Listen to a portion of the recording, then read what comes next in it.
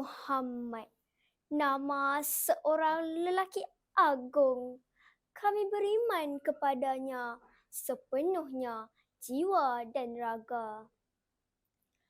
Meskipun kami tidak pernah bertemu dengannya, petunjuknya membawa kita ke syurga.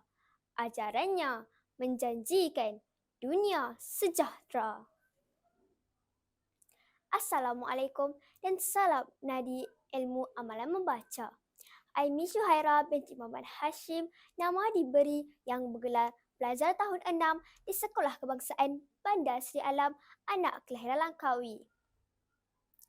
Saya juga telah dilantik sebagai Student Leaderboard SLB merangkap pengawas sekolah. Saya aktif dalam bidang co-curriculum. Saya pernah mendapat tempat ketiga dalam pertandingan pantun peringkat daerah. Sudah semestinya hobi kegemaran saya ialah membaca buku. Antara genre kegemaran saya ialah buku keagamaan dan buku cerita fiksyen berunsurkan fantasi. Daripada banyak buku yang telah saya baca, ada sebuah buku yang berjaya menarik perhatian saya, iaitu buku biografi Muhammad bin Abdullah, Perjalanan Hidup Seorang Nabi, karya Zulkifli Muhammad Yusof dan Nur Naimah Abdul Rahman. Saya begitu tertarik dan jatuh cinta kali pertama apabila melihat ilustrasi muka hadapan buku ini.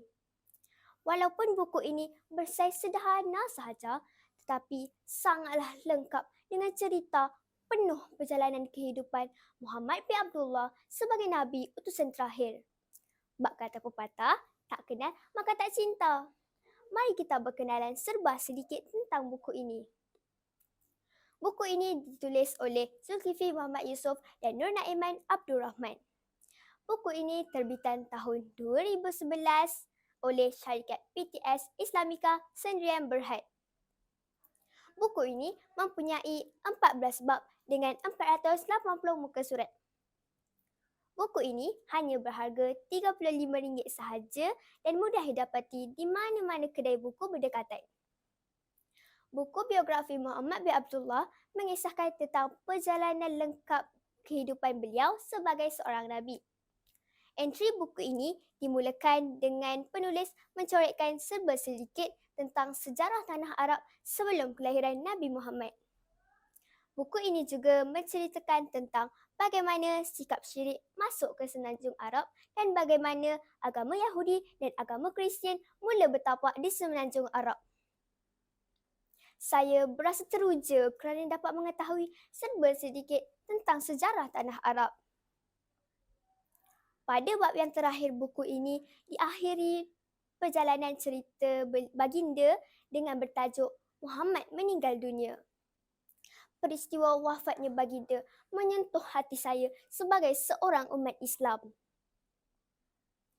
Penulis berjaya mengakhiri perasaan saya membaca buku ini dengan penuh rasa hiba dan sedih sekaligus membuatkan saya rindu akan Rasulullah walaupun baginda sudah tiada lagi.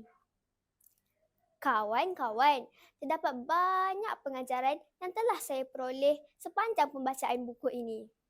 Pertama, memetik kata-kata penulis buku ini, kita mestilah menyemai rasa cinta yang tinggi akan perjalanan kehidupan Muhammad bin Abdullah. Kedua, kita mestilah menghayati amalan-amalan hidup Rasulullah seperti adab-adab dan akhlak beliau.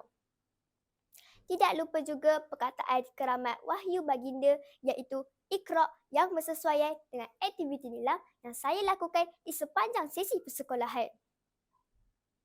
Pada pendapat saya, buku biografi Muhammad bin Abdullah amat sesuai sebagai medium mengenal Nabi Muhammad SAW. Buku ini juga menggunakan pendekatan penceritaan di mana amat sesuai bagi bacaan santai dan membuatkan para membaca menjadikan baginda sebagai ikon dalam kehidupan manusia. Buku ini juga berkualiti kerana telah diolah oleh penulis yang berkaliber seperti Zulkifli Muhammad Yusof dan Nur Naimah Abdul Rahman. Namun, alangkah baiknya jika buku ini disertakan dengan ilustrasi yang berwarna. Saya akhiri hujahan saya dengan selawat.